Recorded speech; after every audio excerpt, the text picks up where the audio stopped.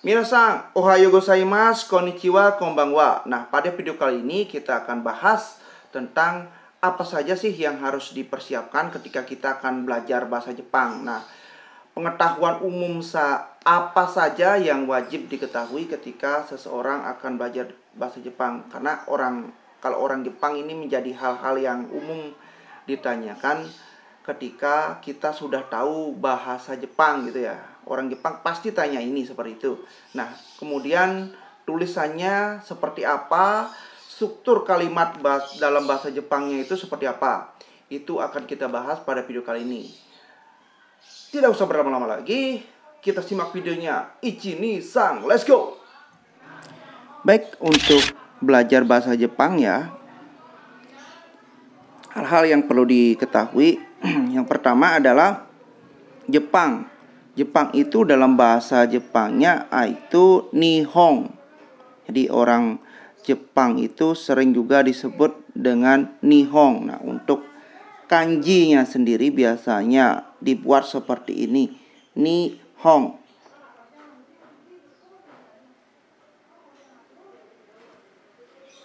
Ini kanji matahari.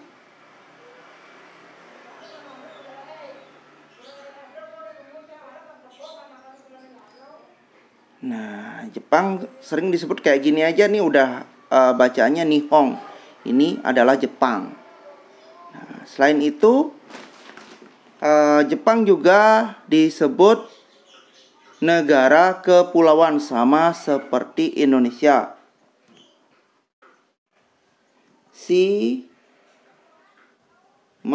Shima itu pulau. Kuni jadinya guni.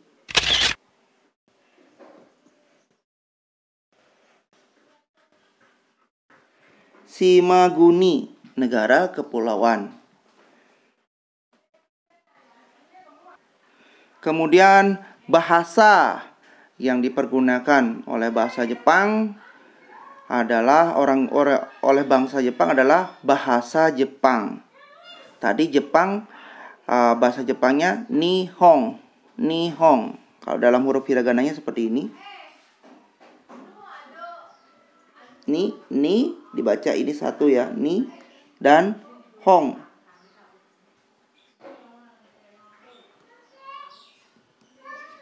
Ini kanji ini dibaca hong. Nihong. Kalau bahasanya ni hong go. Jadi kalau go itu berarti bahasa belakangnya. Nihongo, Bali go, Indonesia go. Kalau bahasa Inggris eigo. Seperti itu ya. Nah, kalau benderanya sendiri ini udah kenal ya. Benderanya ada bulat merah di dalamnya. Ini bendera Jepang umum. Nah, khusus untuk musim di Jepang karena subtropis ada 4 musim, yaitu haru, natsu, aki, fuyu. Nah, ini untuk musim haru itu musim semi. Musim semi itu biasanya ada bunga sakura ya, yaitu bulan 3 sampai bulan 5. Oke, haru saya tulis dalam bahasa tulisan hiragananya. Ini ha. Ini ru. Lanjut. Natsu ini musim panas dari bulan 6 sampai bulan 8. Nah, musim panas ini jarang, banyak yang ke pantai seperti itu. Natsu. Ini na, ini su. Natsu. Nah, kemudian aki. Aki ini musim gugur. Karena panas otomatis gugur kan ya. Daun-daunnya itu gugur. dari bulan 9 sampai bulan 11. Kadang-kadang sampai bulan 12 juga. Ya. Oke, ini Aki. Ini A.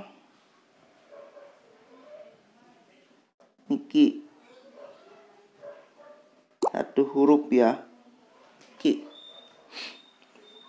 Kemudian lanjut Fuyu. Fuyu ini musim dingin. Nah, kalau bulan 12 itu belum kalau di bagian pegunungannya sudah ada sih salju gitu. Kalau di kota-kotanya itu belum biasanya ya. Di bagian yang agak selatan belum. Ini Fuyu. Fu. Ini huruf Fu-nya, ini U-nya. Fuyu dari bulan 12 sampai bulan 2. Nah, ini pengetahuan umum tentang Jepang. Kemudian kita lanjut. Untuk tulisannya sendiri, tulisannya ada 3. Tulisan Jepang, ada hiragana, ada katakana, ada kanji. Gimana sih? Kok ada 3 ya? Banyak sekali ini. Nah, untuk setiap tulisan ini masing-masing mempunyai fungsi masing-masing. Seperti contoh hiragana. Hiragana hurufnya hanya dipakai untuk menulis kata-kata yang asli Jepang. Jadi kalau kata serapan tidak ya, kata-kata yang asli Jepang. Kemudian ada katakana. Katakana ini dipakai untuk menulis kata-kata serapan atau kata-kata yang di luar Jepang. Nah, kemudian huruf kanji. Kanji sendiri itu dipakai huruf lambang. Misalkan kanji orang seperti ini ya. Ini orang, digambar aja orangnya. Ada kakinya, ada tangannya. Nah, jadinya kepalanya mengecil. Nah, seperti itu.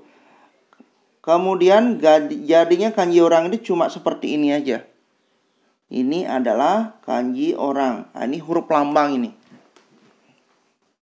Dibaca ning atau jing. Nah, itu orang. Nah, ini lambang. Nanti kalau kanji gunung gimana? Ya udah gambar aja gunung seperti itu ya. Nah, nih saya kasih contoh lagi kanji gunung ya. Kalau gunung di Jepang biasanya 3 gunungnya. Di tengah lagi 1. Nah, itu mirip gunung ya. Jadinya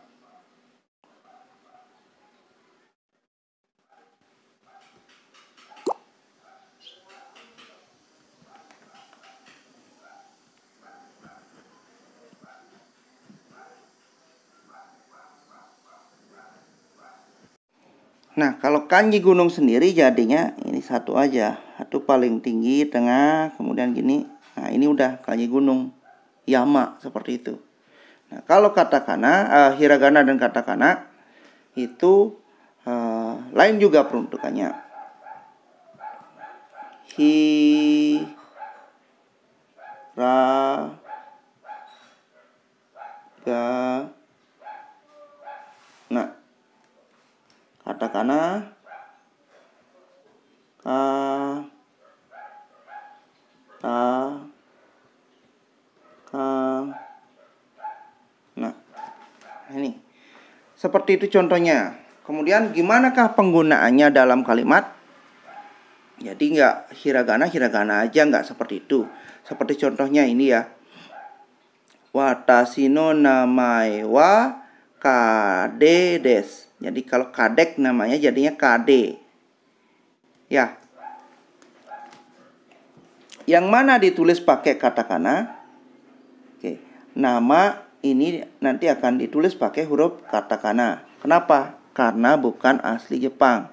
Nah, kota-kota di luar Jepang juga ditulis pakai huruf katakana. Kecuali yang memang menggunakan huruf kanji seperti Cina, seperti itu ya. Watashi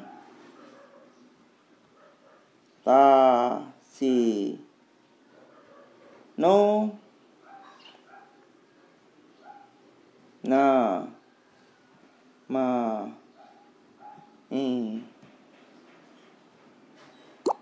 wa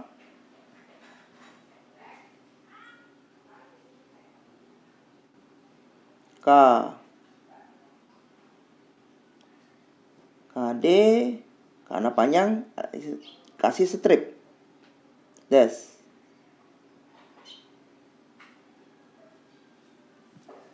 Watashi no namae wa kade des.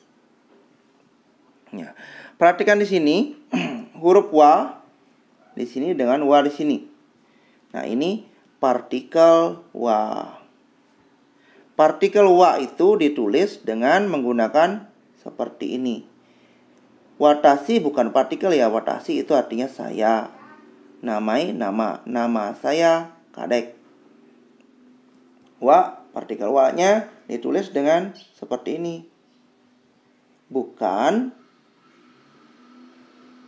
pakai ini bukan ya. Nah, kalau partikel itu, kalau kan watashi no nama kayak gini kan. Ya. Nah, tapi kita tidak pakai yang itu. Bukan pakai yang ini. Tapi pakai he. Ini khusus partikel saja ya. Kalau ni masih sama. Yang beda aja ini wa, sama o. Kalau d masih sama. Nah, o, partikel o.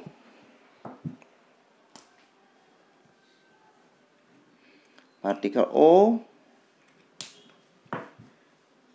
Ini bukan kalau watashi no namae wa, nggak ada o-nya ya. O itu kan yang seperti ini. Ini tidak pakai yang ini, khusus untuk partikel, tapi pakai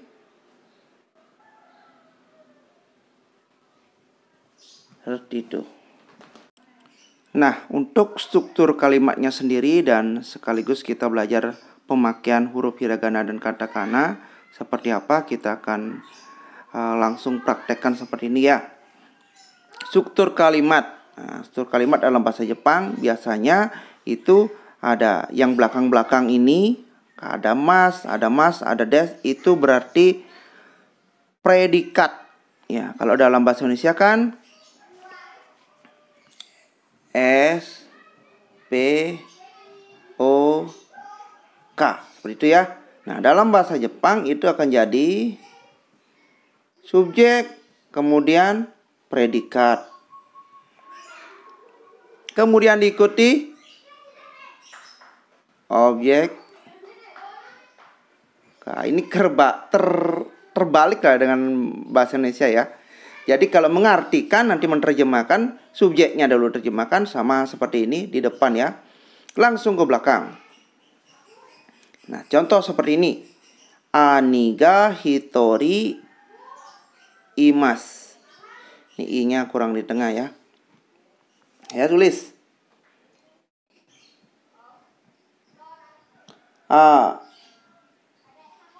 Ni ga hi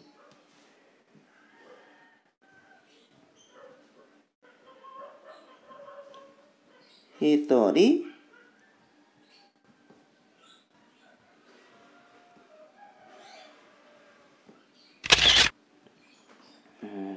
aniga, ini partikel ga masih sama. Kak dikasih titik 2 ini ya. Aniga hitori imas. Ani kakak laki-laki. Ga hitori imas. Nah, mempunyai dalam bahasa Jepang seringnya itu subjeknya itu dihilangkan. Harusnya kan watashi wa aniga hitori imas gitu kan, saya gitu kan ya. Nah, tapi dalam bahasa Jepang sering saya itu dihilangkan. Langsung aja dia aniga hitori imas. Dalam bahasa Indonesia saya Sayanya di sini ya. Saya mempunyai 1 orang kakak laki-laki. Jadi dari belakang nurut ke depan seperti itu ya. Oke. Ini kembali lagi, ada watasinya, mungkin bisa pakai kalau seandainya, pokoknya siapa yang ngomong itu subjeknya. Tapi dalam struktur bahasa Jepang seringnya dihilangkan subjeknya tersebut. Gohan o tabemasu. Gohan ini kata kerja, tabemasu itu makan ya.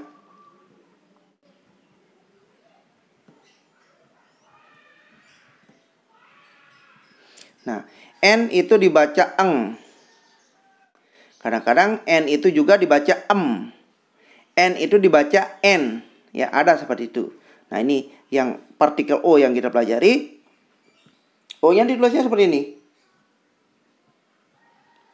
Bukan O yang biasa itu ya. Abjad O. Tabemasu.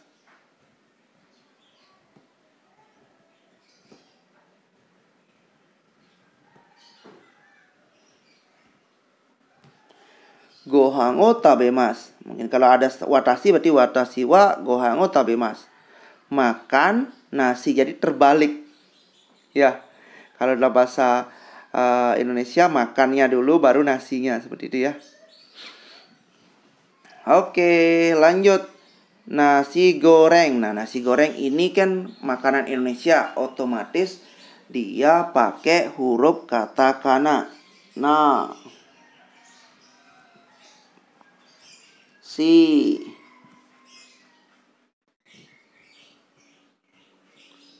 go, reng. Nasi goreng. Nasi goreng. Nah, ini partikel wa lagi. Wa bukan pakai yang seperti ini, tapi pakai huruf H. Karena ini partikel. Nasi goreng wa oishii desu.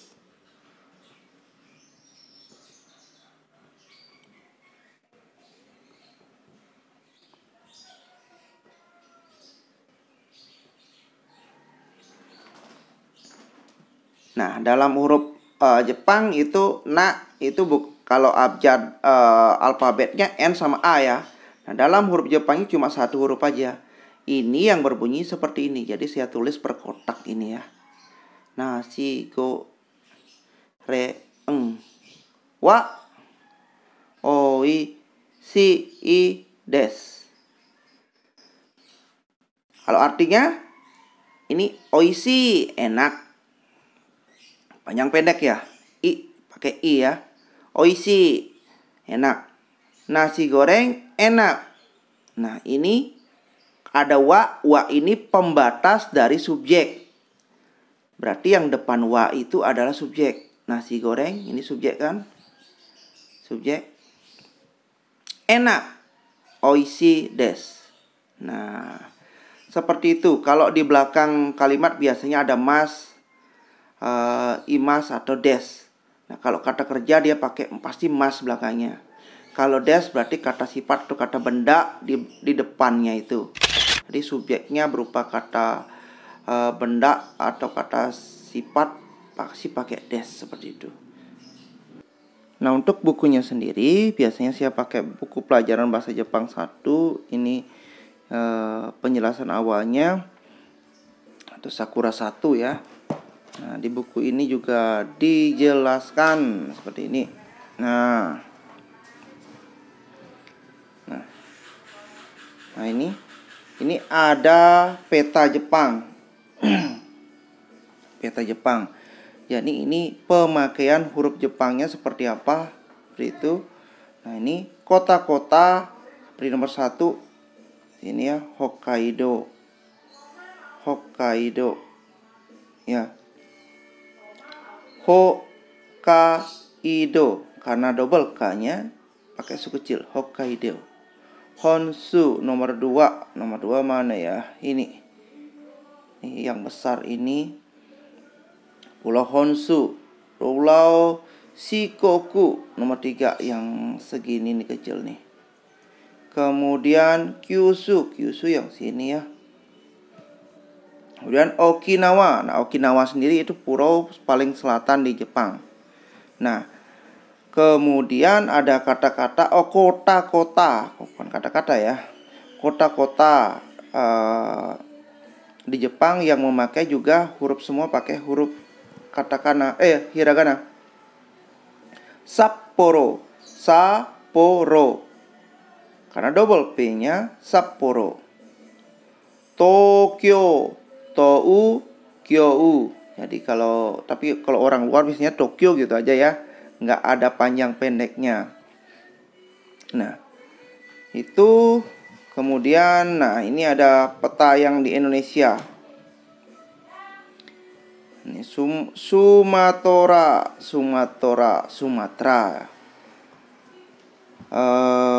Jawa. Saya coba dekatkan dulu.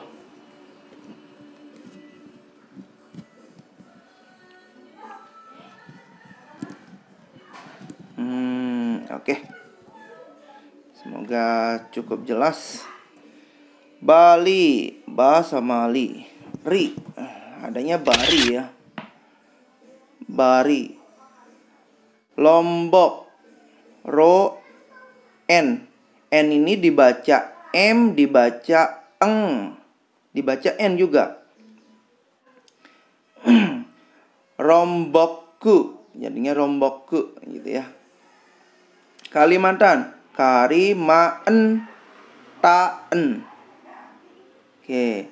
Sulawesi, nah dalam abjadnya gak ada la, sura, we. U sama E jadinya we, si. Dan ada Maluku. Ingat nggak ada L ya, jadinya Maruku jadinya. Kemudian Papua. Seperti itu tulisan Papua. Dah. Nah, lanjut ke kota-kota yang ada di Indonesia nih. Bahasa Indonesianya ini, bahasa Jepangnya ini, bahasa Jepang tulisan ini pakai tulisan, ingat, yang di luar Jepang pakai tulisan katakana. Medan. Medan nih lagi N, dibaca N. Medan gitu ya. Padang, Padaeng. Jakarta, J tambah ya, Jakarta. Bandung jadinya Dueng, Bandung. Yogyakarta, Yogyakarta ya. Lanjut Su jadinya ini Sumarang. Jadi lidah orang Jepang seperti apa, kita niru ngikut dia gitu aja. Surabaya. Oke. Denpasaru. Denpasar, Denpasaru. Balik papan. Bariku papan. Tapi kemudian Makasaru. Tapi ini ada su kecil. Makassar. Ini S-nya double. Makassar. Terus Manado. Seperti itu. Nah, kalau yang di sini kota-kotanya pakai huruf hiragana. Kemudian yang di sini kita pakai katakana. Oke. Ini bunyi panjang pendeknya seperti apa, seperti itu. Nanti akan ada penjelasannya. Nah, kalau bunyi panjang ini, kalau biasanya dalam bahasa Indonesia kan jarang sekali ada bunyi panjang, bunyi pendek seperti itu ya. Misalkan seperti yang di sini, obasang, obasang, obasang. Ini bunyi pendek ya. Tulisan dalam hiragananya obasang. artinya bibi. Nah, kalau yang panjang gimana? Nah, ini obasang. Kalau dalam hiragananya obasang, nenek. Kalau ini obasang, obasang. Ini obasang, obasang, obasang. Nah, ini hati-hati. Dalam belajar bahasa Jepang, panjang pendek itu sangat memengaruhi artinya. Jadi kalau di sini bibi jadinya nenek ya. Oke, lanjut. Oji-sang. Oji-sang, paman ya.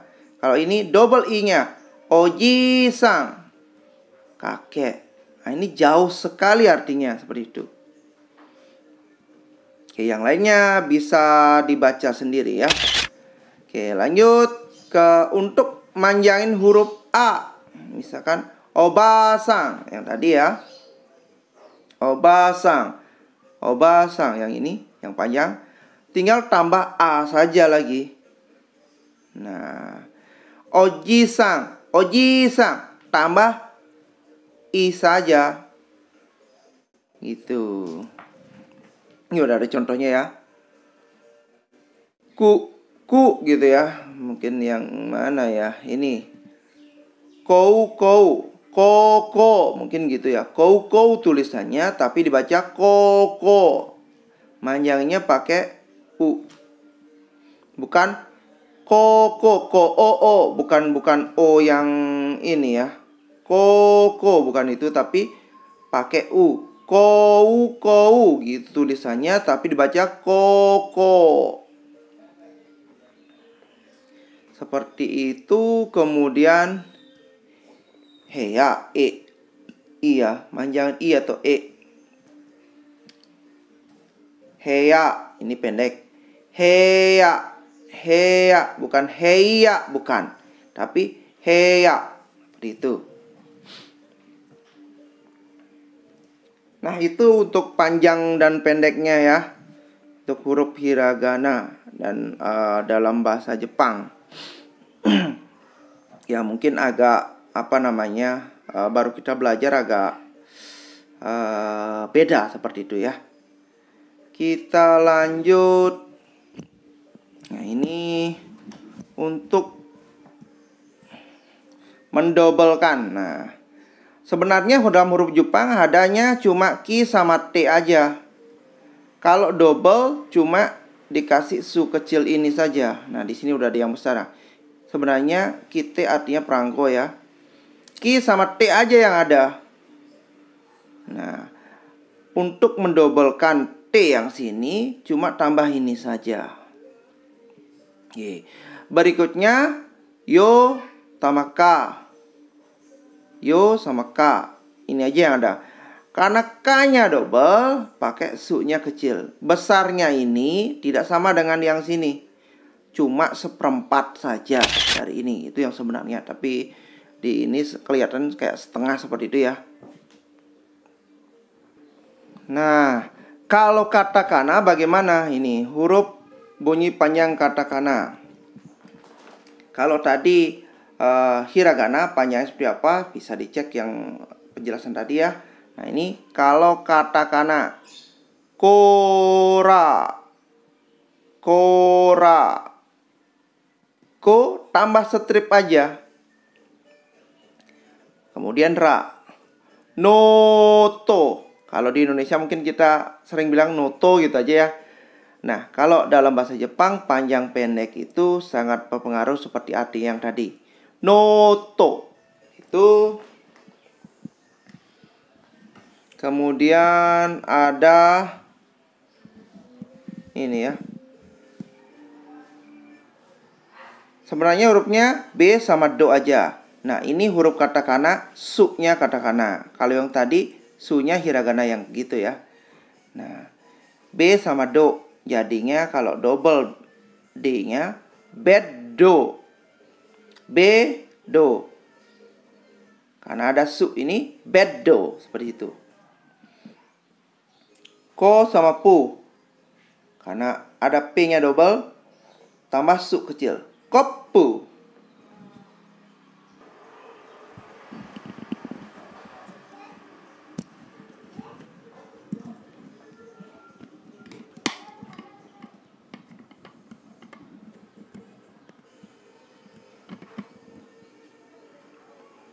Nah ini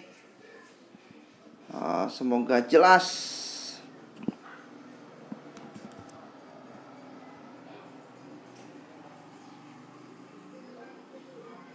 Nah, bo, u, o, jadinya bobo gitu ya.